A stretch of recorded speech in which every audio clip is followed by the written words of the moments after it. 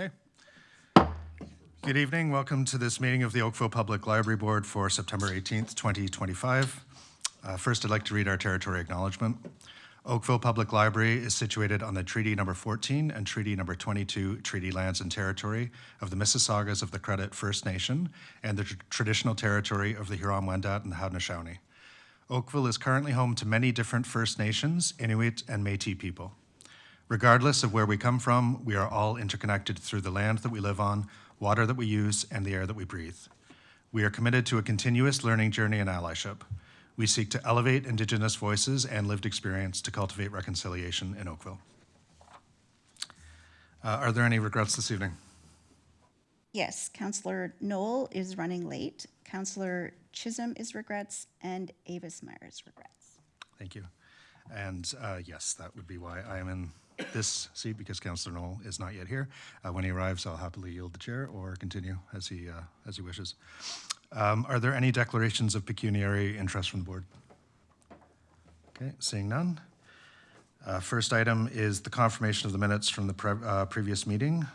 So that's from August 21st. Could I have someone move that, please? Rebecca, seconded by Rod. Are there any comments or clarifications? Okay, all in favor? That's carried. Okay, we have 3 items on the consent agenda this evening. Does anyone wish to separate any of those items? Okay, tremendous. Could I get a mover then, please, for the consent agenda? Meredith, seconded by Rod. Okay, last call for any questions or comments?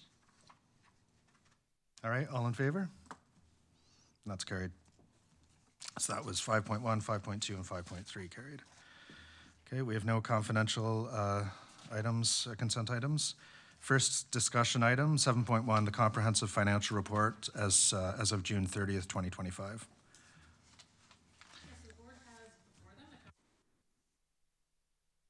Where we sit in terms of our budgeting for 2026. So I'm happy to say that our budgeting this year is definitely better than it has been the past few years, particularly in regards to the surplus. You will see a relatively high surplus at $486,000. However, $350,000 of that is related to the delay in opening 16 Mile until next year, leaving us with approximately $130 in surplus, which is significantly lower than it has been in past years, and so we're quite pleased with that. I'm happy to take questions about the report. Any questions from the board? Salso. It's my favorite question, I guess. I keep asking, sorry about that. So what are we doing with that surplus, right? Is there still enough time to spend it towards collections and things like that? Yeah, so we've already approved, I think, $50,000 that is already out of the surplus towards collections once we got the projections for Q2. So now that we're finalizing the Q3 projections, we'll look to give an extra $50,000 to the rest of the year. Beyond that, we don't have anything fully solidified other than the collections, and we'll kind of have a conversation about what else is out there that would kind of suit that approximate $80,000. Yeah, because I think last year we had a similar situation. You mentioned that in December it's too late to. It is, yeah. So either we do it now or we're going to end up with the same situation. Yeah, and that was one of the reasons that normally I would wait until the end of Q3, but this year at the end of Q2 we designated the $50,000 because rather than wait until Q3, which is technically almost Q4, to give them the $100,000. Good. Yeah. Thank you. Thank you, Salso. Anybody else? Rod? Yes. Should we be fortunate to keep a good surplus and so on? It seems to me one database that we don't have is Canadian Business and Current Affairs, which is a more expensive one. Am I right that we don't carry that? Not to my knowledge, no. Yeah. And does everybody knows what that is? It's a database that has full text of Globe and Mail, Toronto Star, all the national and major regional newspapers, and also magazines like Maclean's, going back years and years. So if you want to research something Canadian, it's a really good resource. And big libraries like Toronto have it. I just wondered if we could look at that as part of what we might spend any surplus on, because I think it would move us into a good position as more of a research library. Yeah, I mean, I think we had it, and I think we disregarded it just because of usage. We have, those are in press display. They may not go back as far, but we do have access to them, and I can't remember the exact numbers, and we can take a look at it. But I'm next to positive that we had it at one point, and it just, in terms of cost per use, it just wasn't meeting our expectations in terms of the service level that we want to provide. I would also add that the added challenge to that is that would be an ongoing cost. And where we try to use the surplus is for one-off costs, because it can't speak to our operation year over year. So it is a challenge for us. A lot of those databases, we get better deals when we sign on for multiple years. So we'll get a much better deal if we sign on for 3 to 5 years versus one after the other. Like I said, we'll validate and get back to you. But Okay, thank you. Thanks, Rod. Anybody else? No? Okay. Does anyone wish to move that? I think this is, yes, receipt of the financial report. Salso? Seconded by Bill. Last opportunity for questions. Seeing none, all in favor? Okay, that's carried. Thank you. All right, item 7.2, the Oakville Public Library capital budget for 2026. yeah, so we're in budget season, and so you do have in front of you both the operating and capital, starting with the capital budget. It should be somewhat familiar. We did talk about this in August, so you will see the reflection of the merging of the library strat plan and the service strategy into the document. It isn't necessarily in the chart because we can't update the chart until the next phase of the town budget, but I did try and make it clear that it will be updated when it comes to you in October. It also highlights the other projects that were in that 10-year forecast. So it does show the $70 million in there for the new central. That sits with us, but is run by facility services. So it is in our budget line, but it doesn't always show in our 10-year forecast. So we're going to try and do better at highlighting you, recognizing that our control over that budget isn't direct. And then we also have the library specialized equipment replacement, which we use for like laser cutters and the more specific library equipment. And then library program equipment and furniture is a budget that we do every year, primarily under Caitlin's area where we just look to replace furniture. We work in the public, and our furniture needs to be replaced relatively regularly. So this year, the capital budget is quite contained. So happy to take feedback.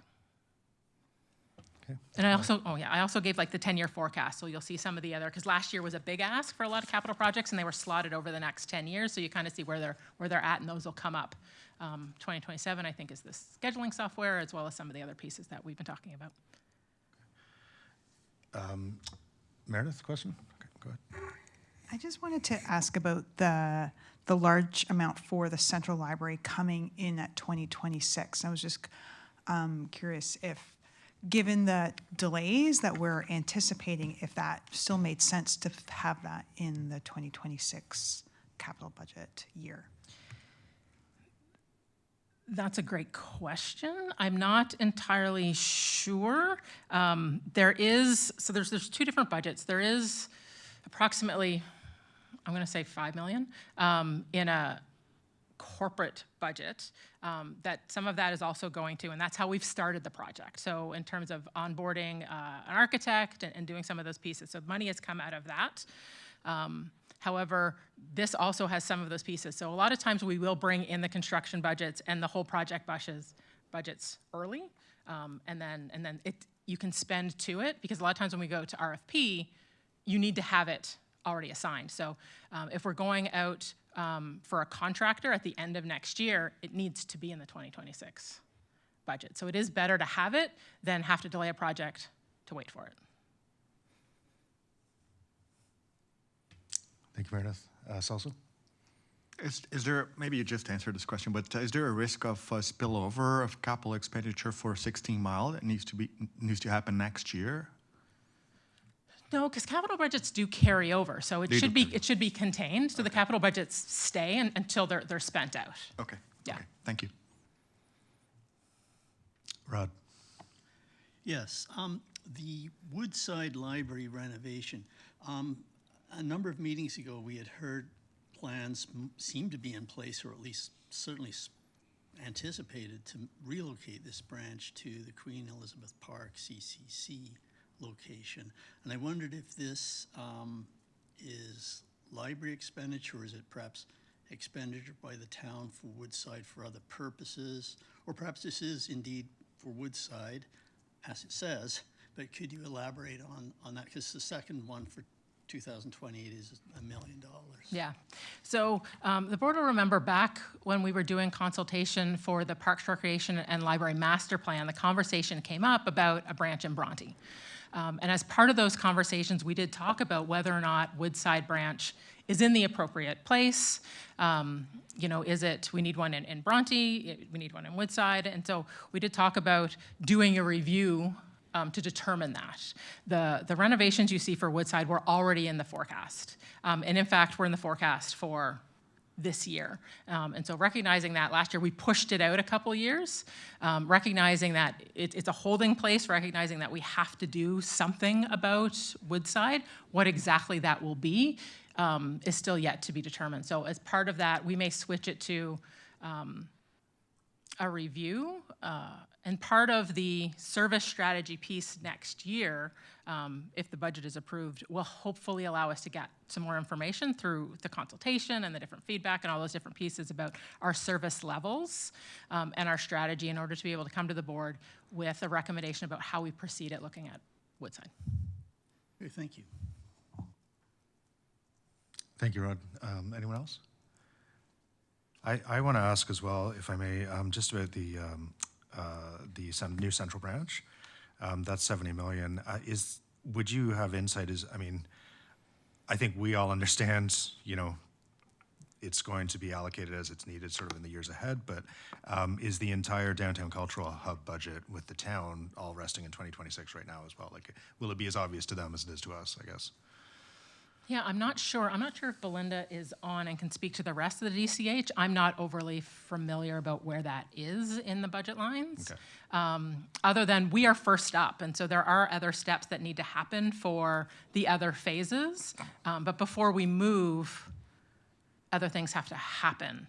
And so I'm not overly familiar with the process for the other pieces at this exact moment. So. Not sure if Belinda can speak to that, and Paul's on vacation, but we can bring it back up in October. Yeah. I am here. Oh, Belinda, can you speak to that? I can speak to the fact that it is in the library budget because it is going to be happening first, just like you said, and that the other pieces are out further in the forecast, and they will come to the council. You'll see that when you see the budget. Okay, that's great. Thank you. Last call for questions on this. Actually, not quite the last call. First, we need to move receipt, if anyone would care to be so kind. Rebecca, seconded by Rod. Now it's the last call for questions or comments, clarifications. Going once, going twice. No. All in favor? That's carried. Thank you. Okay, moving on to 7.3, the operating budgets for 2026, please. Yeah, so the board has before them our proposed operating budget for 2026. We were given clear direction from the mayor in June, which was to stay with not to exceed a budget increase of 3.5, excluding the operational costs of 16 Mile. So you will see a little bit of a division as we kind of go through. Of course, these are, you know, the staffing requirements that we had for 16 Mile. They will automatically carry over. We're not necessarily, those aren't within the 3.5. The 3.5 is a separate kind of entity. So there are just for clarification, is that the $545,900 that's correct extracted? Okay, thank you. Yeah, so it's a 3.5 just general, and then a 4.1% increase that directly relates to that 500 and something thousand for 16 Mile. So driving that 3.5 is really a mix of inflation, staffing pressures, as well as an updated White Oaks lease. I think I mentioned this recently, that we have been in the process, it's been 2 years, 3 years. We were working on an updated lease with the school board, first for White Oaks and then for Clearview. The lease that we've had is over 10 years old and the costing has never increased, which is why we're seeing a significant jump going into 2026. But then we have included in the updated lease a bit more of a rolling kind of inflationary rate, and to make sure that 10 years from now, we're not also seeing a giant jump. So we are looking to take that, but that does have a significant impact on the 2026 budget, as well as increase in costs for facilities. Central is an aging building, and every year seems to cost us a little bit more, and so making sure that we have budgets in place to help just deal with some of those pieces. So I did go through, if any of you remember from last year, I did change up the format to actually match more what we bring in terms of like when we think of variance reports. We break things up into like purchase services, staffing. So I've taken more of that approach. That way, hopefully, if the board makes it easier for you to kind of like compare both our operating and then our projected. But happy to take questions. Okay, Celso. When we were debating the 2025 budget, specifically for 16 Mile, as I recall, there is a discussion about the level of staffing that we're going to do for 16 Mile because we had to make it fit within a certain parameter and we couldn't do it. So there was like option A, B, and C. You recall that, right? Yes. So my question is the 545,900. Yep. Was it option A, B, or C? It wasn't C. Do you remember that? I think it's. Yeah, I think it was a mix of A and B is what we ended up with. It's like a skinny down version? Yeah, it wasn't the bare minimum, Yeah. but it wasn't like the dream. Which is sort of what we decided to. Yeah. Okay, got it. Thank you. Thanks, Celso. Anyone else? Oh, not a lot of questions tonight. Okay. All right, do we have a mover? This is for receipt of the information. Oh, okay. So- Go ahead. Do you want to move it and then ask the question? Sure. Okay, thanks. Sorry about that. No worries. Go ahead. So it feels as though with the 545 for 16 Mile, everything else we want to do fits into 3.5%. It fits into 3.5% with an additional $75,000 in gapping that we've added. So it is our needs were above the 3.5, but as we have conversations, we have seen significant gapping year over year, and so we could have looked at reducing that, but we also said we have this gapping. Why not use it in order to meet the budget that we kind of need? So previously we'd been budgeting $100,000 in gapping, and we've been doing that about 4 or 5 years, and that's pretty stable. And we've still seen significant surpluses, and so going back to by budgeting for the gapping, it allows us to spend it right up front. So for this budget, we are adding in an added $75,000. So now we'll be budgeting $175,000 moving forward, and that does offset some of those increased facilities costs. Where this question is coming from is my recollection of such a hard conversation we had last year, because there's like 4 or 5 things he wanted to do, Yeah. and we had to sort of rob Peter to pay Paul type of thing. Yep. Doesn't seem to be the case this year, miraculously. So I'm just Yeah. wondering. I would say some of those needs didn't necessarily go away. If you recall, we did have a conversation back in June about budget drivers. The collections is an ongoing issue, and so I do think we need to choose our year a little bit, and we are also trying to recognize that even though the 3.5 and the 4.1 are separate, in total, that's a pretty big increase for us. And so we did over the past year, some of the positions that we highlighted just through attrition, we were able to kind of like do some work in there. So you remember there was a project management position. So we have created a manager of strategic initiatives position just out of some attrition vacancies. And so hopefully we'll have that person start in October. We mentioned an outreach coordinator was also one of those through attrition, and our choices, we actually created that position. So, we didn't wait until budget. We took advantage of opportunities as they came up in order to address some of those issues. And next year, when we're not asking for over 8%, they may come back. Understood. Yeah. Thank you very much. Meredith, are you seconding or? No, No. another question. Is that okay? Okay, so Celso's moved. Sorry, can I just get a seconder first, please? Bill. Okay, so the motion's been seconded. Meredith has another question, please.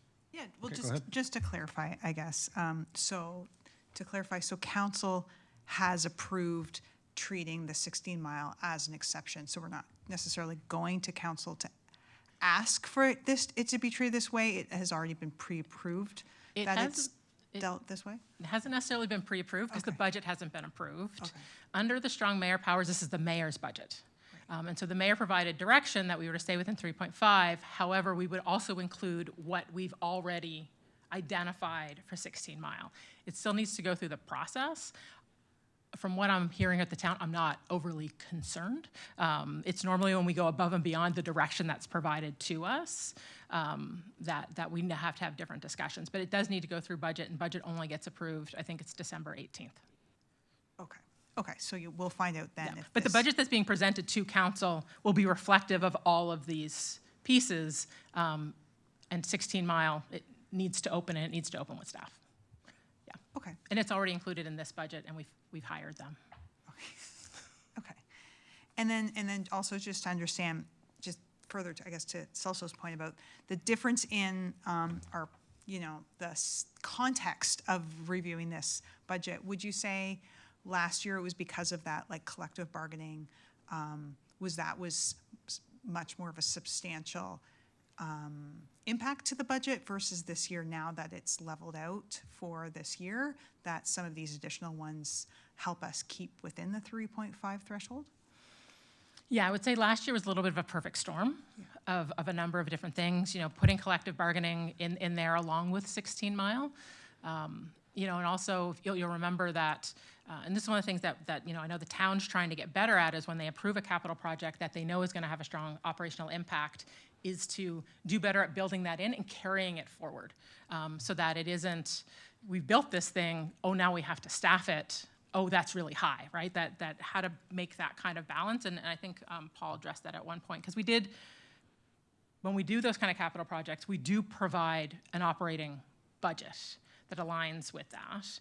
But sometimes, 5 or 6 years will pass, and then it kind of got missed. And so we've had better conversations, and the town is definitely improving how they connect those dots together from the operating capital into operating. Yeah, and I'm trying to remember exactly what our target was last year too, but I think it was 5% overall. And really, we've had better conversations with the town about where our needs are, so that they can have better conversations with the mayor, and that, the direction that we're given doesn't necessarily put us in that challenging position, and really allowing us to have conversations about, these are our needs. This is basically what we need, and anything before or less that, we may have another discussion, right? Like, it isn't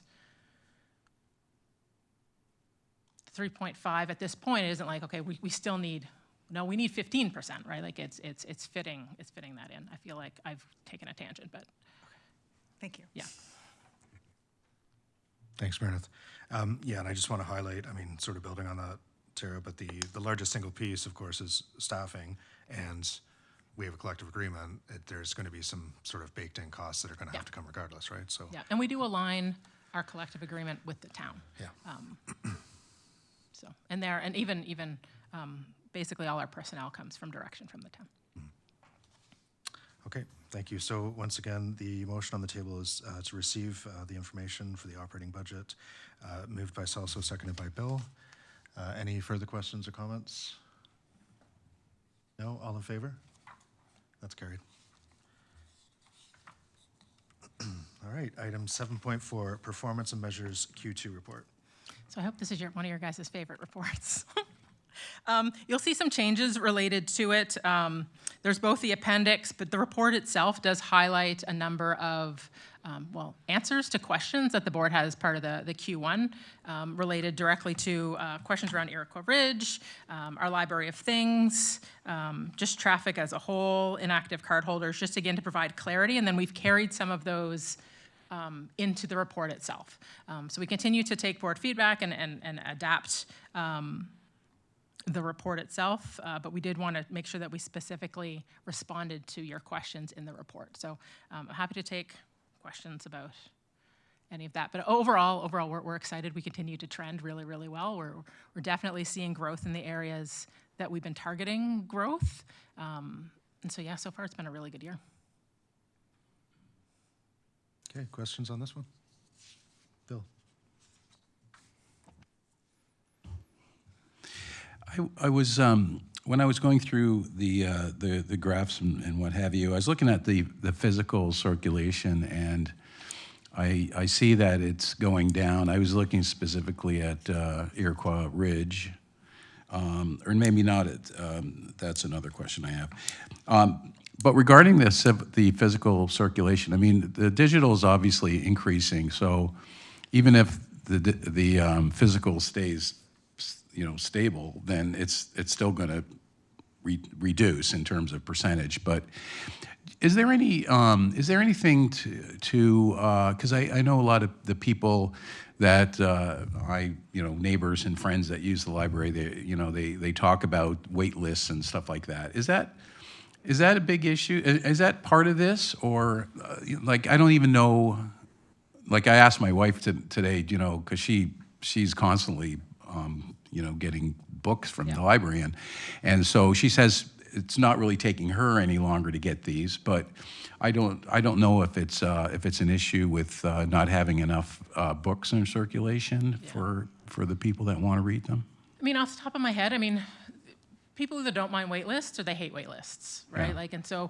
But I will say the people who hate wait lists, it's not an option between physical and digital. It's an option between the library and a bookstore.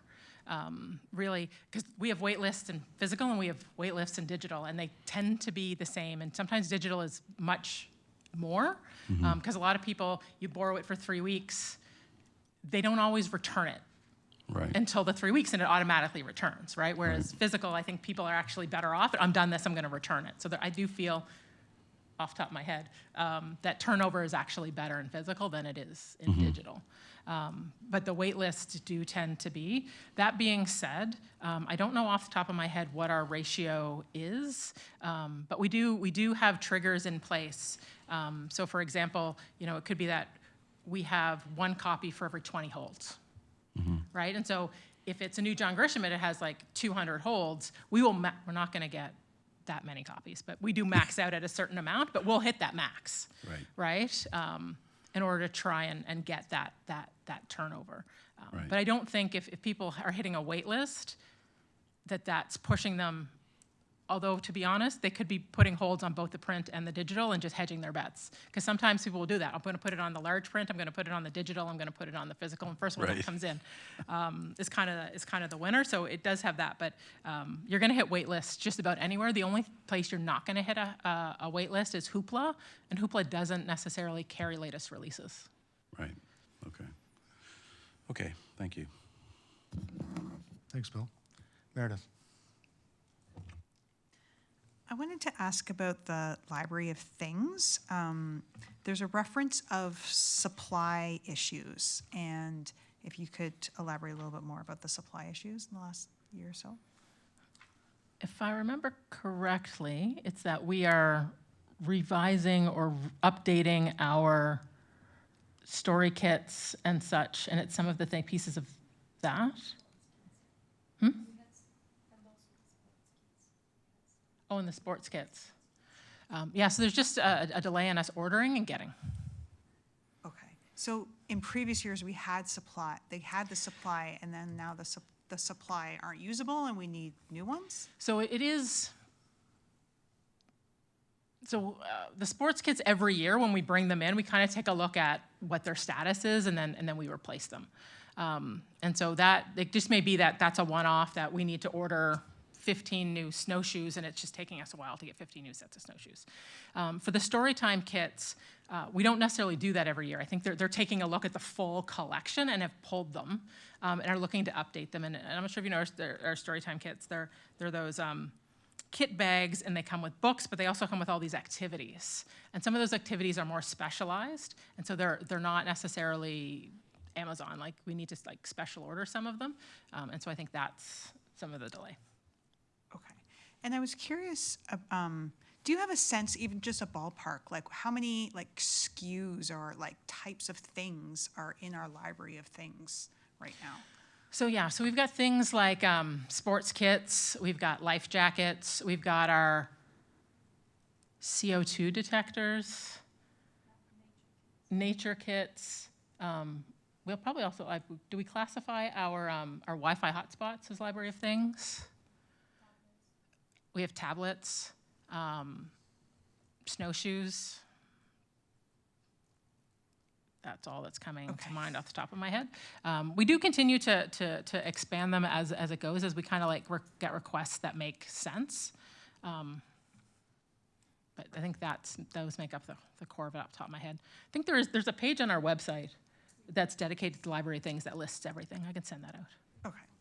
So just to understand, so the reduction over the last couple of years is not necessarily from like a lack of awareness of the public that this is available to them, or lack of interest in it. It's the issue is more of a lack of supply, that we don't have them in stock and ready to borrow. I think it's that, but I also think we haven't necessarily done the best at identifying it as a cohesive collection and then marketing it appropriately. Like we've kind of been like, well, these are life jackets and these are sport kits, and I think Monica and her team have really, and Caitlin's team have really done a whole review and strategy around library of things in order to create more of a cohesive unit between them all, which will then hopefully help us bring them to more attention, because it is diverse. Like somebody looking for a life jacket may or may not also be looking for a CO2 detector. And so it is recognizing, and we've also been taking a hard look with how they're in the catalog and how are people discovering them. And life jackets and sport kits are pretty obvious in the branches, but if you're searching online, they're harder to identify. So that's some of the pieces that they've been looking at. Right, yeah. Yeah, and because I think there's a good Yeah. sustainability angle to it as well, right? For these things that people just use occasionally, Yes. you don't have to invest in it, Yep. so you can borrow it. Like it's a great, model. So Yeah. definitely, if there's, it's too bad to see that metric going down, and so definitely interested to hear kind of what the plans are for the future. Yeah. Can I ask another question? I wanted to ask about the branch services, and I saw the breakdown.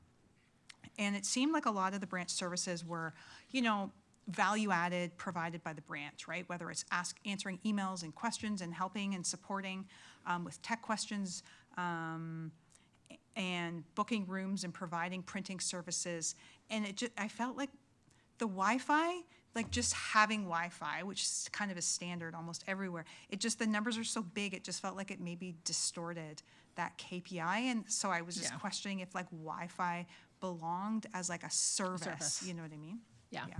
Yeah, I mean, and some of these, and because we've had those types of conversations as well as how to classify them, and some of the, it is a dumping ground for, we think you should know this stat, we're just going to put it here, and so that's good feedback for us to take a look at. I think it's important for us to know, particularly that Wi-Fi sessions are going down. It's still a service that we need to offer, but recognizing that mobile providers used to get like 1 gig, and now you can get like 65, and it's cheaper than the 1, right? So that's been a major shift in the past 2 or 3 years. So I think that's definitely reflective of that. And so how do we reflect that? But you're right, is it a service that impacts staff so much? Probably not. So we can definitely have a conversation about how to group that. Okay. Yeah. Rod. Yeah, I'd like to also ask about branch services overview and the 9% drop. And I read all the little explanations on pages 12 and 13. But is there any way to advertise, promote, market any of these? For example, email inquiries. And I see that there's maybe some security thing or IT or something getting in the way, but that works out. 746 is like, the rate of that is like two emails a year.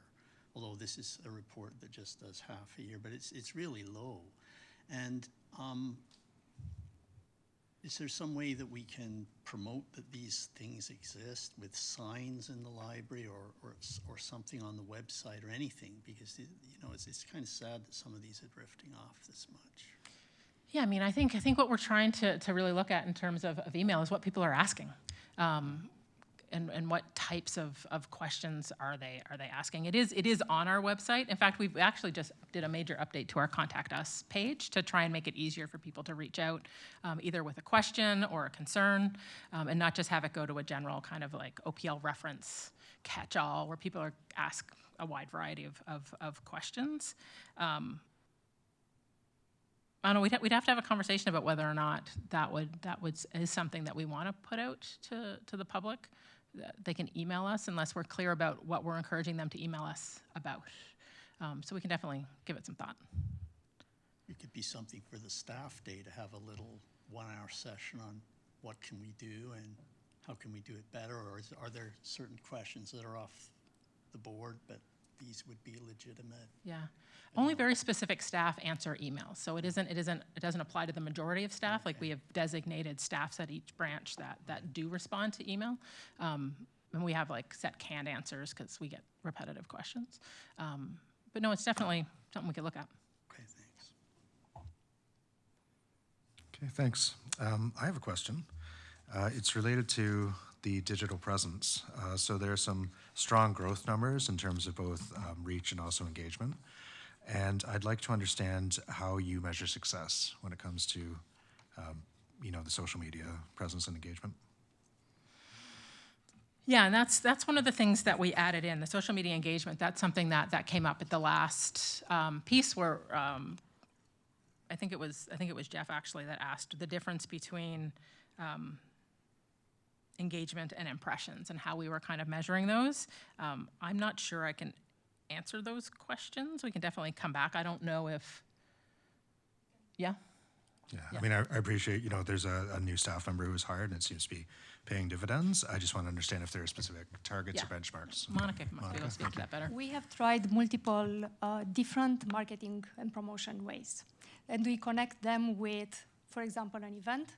So then we look at the success of the event as well, with how many people responded, how many people looked at, click-throughs. So we look at all that. So we measure also with the event has been successful, but also engagement has been successful. We look at combining different ways as well. So that's how we look at measuring really success and seeing people coming as well with that. Do you have specific targets in terms of, number of followers or penetration within Oakville residents specifically, things like that? We do. Sometimes we do have specific messages that are posted in different ways and hit different targets in terms of wording that are used as well. So we do use some tactics like that to try to hit specific markets. Okay. And yeah. But we don't necessarily say that we want 3,000 followers by the end of the year. We haven't done that to date. No, we just have tried to do the best marketing that we can, and hopefully that will grow. Right. Well, I mean, if you keep growing these numbers, it's not going to be an issue, right? Yeah. The team's been phenomenal, the new team. Yeah. No, I just wanted to understand that better. Maybe that's something that might be looked at in the years ahead, setting some threshold targets, perhaps. Yeah. Yep. Okay. All right. Thanks very much. Any other questions from the board? Celso? It's not so much a question, it's just a recognition. As I was reading through each one of those tables, I was sort of jotting down questions, and I found the answer to the question right away. So really well done report. Yeah. Thank No, you. kudos. Caitlin manages this report. It's quite the job because it's requires feedback from probably at least 15 different people. So yeah. I echo that. Yeah, thanks you. for saying that, Celso. Bill? Yeah, I forgot to mention the foot traffic at White Oaks. I know it's really hard to figure out, what the impact at that place. I haven't actually been there. Oh. So when could the students go through the library to school without actually going to the library? Is it like as a pass-through? I mean, would that be skewing numbers? I get, So it is a challenge for us. So it's a shared space. Yeah. And we do have traffic counters at both the door outside and the door into the Inside. school. Okay. And so we do count both numbers because they could be coming in to use the library, or they could be coming in to sit at a table in the library which is also using the library. So Right. it is a challenge for us in order to kind of really define what that is. And these are questions that we're really looking at to be like, okay, how can we get a better sense? Because the White Oak numbers are Yeah. very high, because again, students they're on a break, they're on lunch, they come into the library, they could interact with library staff or any of our services or not. We thought, at one point we didn't include the school door, but then that also wasn't reflective of the demand on staff, because even having that many children, well, teens, I guess, in a space requires staff services, even if they're not asking for it. That's true. And we do partner with the school. The school also has staff, but if you've ever been in there during a school day, Yeah. they're on the floor. Like, it's a lot. It requires a lot of Right. presence. Right. Yeah. Yeah, because at some point, I don't know, like it's such a different kind of situation for a library Yeah. to actually use those numbers. But anyway, I was just wondering, because that could really impact it. But I guess during the summer months, the numbers must really It is much plummet. lower. So. Yeah. Yeah. It also speaks to wear and tear on our furniture. Okay, thanks. Okay, Bill, would you like to move that receipt of the report? Oh, sure. Oh, sorry. Hold that thought. Meredith, go ahead. I also wanted to ask a quick question about on page 14 about the age ranges. And I noticed a note there about a strategic shift to offering more programs for school-age children and tweens. And I was curious if you felt like that was an impact of was there any reduction to preschool-age children, and have you received any feedback from the public of, because I believe historically you had a lot of attendance from that. Have you had any feedback Yeah. from the public about not enough for preschool aged? No feedback has come up to me. No. I will say that, yeah, in order for us to add in more, we had to reduce. And so we did have to be a bit more strategic. I mean, one of the good things about Oakville is for the most part, none of our branches are particularly far from each other. So if you couldn't find, you can always find a story time at one branch. It just may not be at 4 different branches at the same time on the same day. So that's kind of what we looked at in order to increase it. And some of that is really looking at, the demographics, recognizing that, the population that serves is relatively small. It's an important population, and it's definitely at a very crucial time in their development, but we weren't then properly serving these other ones. So basically, how are we better aligning while still maintaining service? And some of that is just, really looking at scheduling as a system rather than a branch. Okay. I also just wanted to appreciate breaking out the older adults to see how we're serving that demographic as well. So thank you. Okay. Thank you, Meredith. Great question. Anyone else? No? Okay, so I'm looking for a mover. Bill, thank you. Seconder, Meredith. All right, all in favor? That's carried. Thank you. All right, performance and measures done. On to 7.5, the CEO update.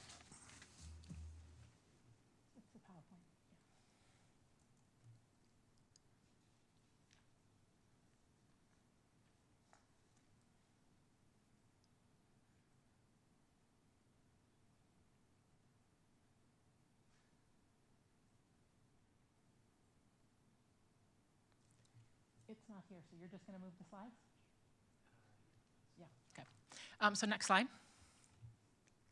So just some capital project updates for you. 16-mile construction project continues. Right now, we're really working on finalizing the installation and delivery of all the different components. For example, our sorter, which will hopefully, well, no, not hopefully, it will be installed in November. Shelving, the delivery of all the collection. As you can imagine, it is a significantly sized branch in that collection. So right now we're really working with facilities and the contractor to coordinate all of those pieces, hopefully by the end of the year, which will then have us set up for opening in February. And then again, we're working on the signage package. Again, hoping to align for the full facility. So just confirming the names of all our spaces and then exactly where those signs are going to go throughout the entire library as well as the park. So next slide. So new central project, this is the exact same write-up from last month. There hasn't really been an update. We're just continuing to review options, having a lot of conversations with the town about what the requirements are and the architects about what different options are, and then I'll provide updates when we have them. Next slide. So the Trafalgar Urban Core South, so we have been working the two legal departments have been working together, and they actually had a meeting relatively recently, so we are in the process of finalizing that. We're hoping to get it signed. Nobody was in a huge rush, mostly because the condo market is kind of in a state of flux. When we sign it, we have to give a deposit, so, you know. However, one of the things that came up at the last meeting was the recognition that in that agreement, we are going to have to put in opt-out dates. So if they haven't started construction by a certain date, then we would have to have a hard conversation about, are we pulling out and are we looking at a different direction? So we have had conversations around that, and we have been using the Parks, Recreation, and Library Master Plan population targets. And so that branch is targeted for when the population reaches 275. And so, although the challenge is right now is the Parks, Recreation, and Library Master Plan used to highlight years, which was a challenge. So we switched to population, which is better, but now we are seeing some changes in population. So it's still a rough target that we're working against, but it's something to align to. But it'd be great to have that agreement in place, and then we continue to talk about, because this is the agreement to purchase the shell. And then we'll move into having conversations about how to actually design the space. So next slide. So the newspaper digitization project continues. We're getting some really great images. Phase 2 is underway. It'll primarily has to do with the Oakville Beaver and the Oakville North News. And if you go to the next slide, you can see some of the percentages, but some of these we already have digitized, but with this new digitization process, you can see the difference. And so things are much clearer and much better. So we're excited. And so the good news is that where we already have a copy, we're replacing it with the scanned copy. So not everything is being held back because these are already publicly available and have been. So we are replacing them as we go. But you can see that, you know, we are significantly into the scanning of those different newspapers. Next slide. So we're just changing over our story walks. So it is a lovely time of year to go for a walk with your family. So we have, just a reminder, we have story walks at Bronte Heritage Waterfront, Tannery and Waterworks, George Savage Park, and then our newest at Memorial Park. So check those out. Next slide. So Culture Days is always a really big event for Oakville, and so we love to participate. We have over 50 programs that are happening through Culture Days through September 19th to October 12th, including some really great collaborations out there, so check those out. In fact, I think we're raising the Culture Day flag here at Town Hall tomorrow morning. Next slide. So in 2025, we are celebrating 130 years at Oakville Public Library. And so we decided to really celebrate that during Public Library Month in October, including Public Library Week. So we do have a number of events that we're planning within that time frame. Next slide. So one of the things that we're doing is story times during that period. We'll have programs that include hands-on crafting, and we're also partnering with the Oakville Museum to talk about historical artifacts for different portions of our history during each era. So that's kind of a fun way to include it in with the kids. Next slide. Okay, this is an old version. So two things that weren't included in here is one, we're also having a kickoff event, so the board can expect an invite to a kickoff event. It'll be October 1st. At 11 o'clock. It'll have cake. It'll likely have speeches. But also we will be unveiling a video of OPL's history to date. So we're excited about that. So that'll really kick off our 1:30 events. And then we will end almost because we're holding a book talk live event at the Oakville Center for Performing Arts on October 22nd. October 22nd?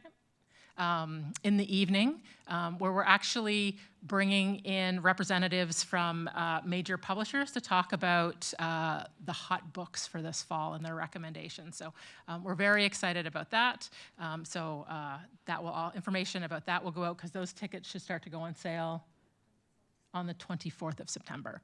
So tell all your friends. And so we're expecting it to be a really fun event. Some of these representatives are known in the library community as the Dewey Divas and Dude. And they'll go out to libraries and kind of like tell all the librarians about all the latest hot books that are coming out. And they do a great job. And your to-be-read list is like insane by the time you're out of it. And so we've really challenged them to make it super fun. And so we're excited to bring them in. And then we're going to have some different things happening in the lobby as well. The Friends of the Library will be out in the lobby, so we're hoping to sell out the Performing Arts Center, so challenge. So yeah, we're also doing some fun things in the Creation Zone, so we always like to give you a taste of what we're seeing people kind of use all our equipment for. So they're doing some great stickers, and then using the laser cutter. That's really fun. What is that? Sorry, that Joker. It's what kind of? Yeah, no, it's definitely the Joker. I'm just wondering what game that is. But anyway, they come in there and they do some really great things. I should have looked at these pictures more closely. Yeah, so they're using our equipment to create some really, really fun things. Oh yeah, and the K-pop Demon Hunters, which seem to be everywhere. If you haven't seen it on Netflix yet, with stickers. So it is fun to see people come in and really kind of use our equipment and kind of like take what's in their head and make it into a real thing. Next slide. So we just finished our OPL ambassadors. So our OPL ambassadors are teen staff members that we hire through a federal grant in the summer that really help us kind of do a lot of that outreach. And so this year they participated in 97 different community events. Oakville has a lot of community events, including festivals, markets, pop-ups, and just targeted outreach to different areas that are underserved by the community. And they hit the statistics that we were hoping. They were really well received. And we continue to kind of tweak and grow our outreach strategies in order to kind of engage people out where they are in the community. Next slide. Oh, that's it. So happy to take questions about any of that. And I will also highlight in the word the Ontario Library Service Fall Assembly meetings, which is happening on Wednesday, November 12th at 6 to 8. It's open to all board members. Just, you can meet other board members. I think Bill has gone a couple times to the board assemblies. Yeah. Yeah. Yeah. And you like them. Yeah. Yeah. Yeah, they were fun. Yeah. Sorry, is it virtual or in person? They're virtual. Okay. And how do we register for that? You register, I think, in the report. I can send it out. I think I put a link in. Okay. The board assembly meetings, if you can link through the eScribe, you can do it, or if you Oh, yeah, need me to there's send a you a link, I'm happy to do it as well. Yep, perfect. Thanks. Questions for Tara on the CEO update? Salso. Curious, excuse me. Curious about how you do recruitment for 16 Mile, because if you do it too soon, people may not wait right until it's open. But if you do it too late, you may run out of people. Yep. How do you do that? Caitlin, do you want to answer that question?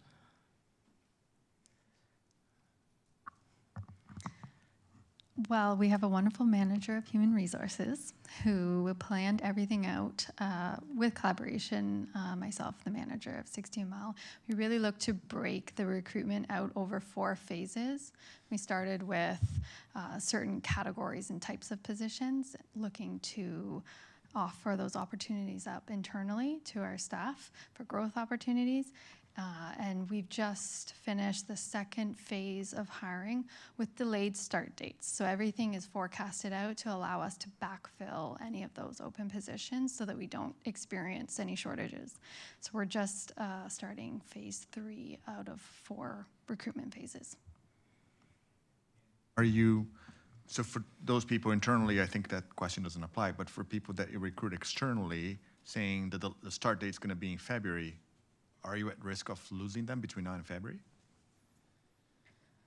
Some positions may start in November or December, depending on what role they play in helping to set up the new space, learn equipment, start creating programs for that equipment. So there's different start dates for the different positions depending on what role they play with the setup. Once the collections are in, more of our material handling positions start so that we can be ensuring everything is in the correct order, displayed, properly merchandised. So every start date is tied to their role with the setup. Thank you very much. Thank you. Thanks also. Any other questions from the board? I have one. Do you have an update, or if not, could I ask that come at a future meeting, maybe the next meeting, on fundraising for the new central branch? Yes, so there is a fundraising update on the October agenda. Perfect. Thank you. Okay.